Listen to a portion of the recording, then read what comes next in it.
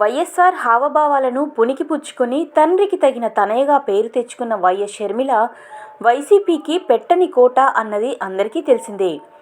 ఆమె నిస్వార్థంగా పార్టీ కోసం పనిచేసిన నాయకురాలు. తన నాయకత్వ లక్షణాలను ఎప్పుడో రుజువు చేసుకున్న షర్మిల వైసీపీ విజయంలో కీలకమైన భూమిక పోషించిన సంగతి తెలిసిందే.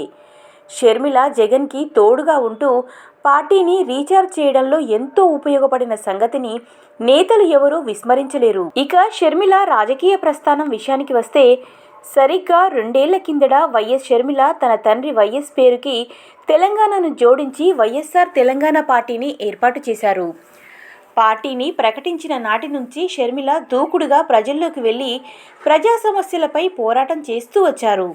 తెలంగాణలో 3800 కిలోమీటర్ల మేర పాదయాత్ర చేశారు. కేసీఆర్ ప్రభుత్వంపై విమర్శలు గుప్పించేందుకు, ఆరోపణలు చేసేందుకు వచ్చిన ఏ అవకాశాన్ని వదిలికేలేదు షర్మిల. ఈ క్రమంలో ఓసారి జైలుకు సైతం వెళ్లి వచ్చారు. ఇక ఎన్నికలకు వెళ్లకుండా షర్మిల కాంగ్రెస్ పార్టీకి తన మద్దతు తెలియజేశారు. ఇక షర్మిల సపోర్ట్తో కాంగ్రెస్ అధికారంలోకి వచ్చిన సంగతి అందరికీ తెలిసిందే. అయితే షర్మిలకి కాంగ్రెస్ పార్టీ ఇప్పటి వరకు ఎటువంటి పదవి ఇవ్వలేదు. రేవంత్ రెడ్డి కూడా ఇప్పటి వరకు షర్మిలకి ఎటువంటి పదవి ఇవ్వలేదు. ఇక ప్రస్తుతం సోషల్ మీడియాలో ఒక వార్త వైరల్ అవుతోంది.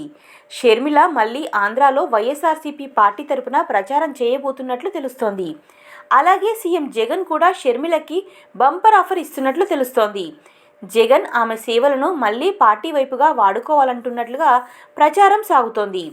By by Babu, by by పప్పు అంటూ 2019లో జరిగిన ఎన్నికల్లో షర్మిల చేసిన ప్రచారానికి విపరీతమైన స్పందన లభించిన సంగతి తెలిసిందే.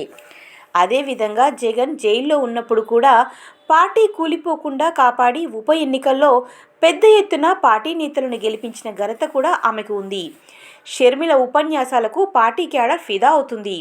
2024లో జగన్ మళ్ళీ సీఎం అవుతారు అనుకుంటే ఎస్ అని, సీఎం అవ్వరు అనుకుంటే నో అని కామెంట్ చేయండి.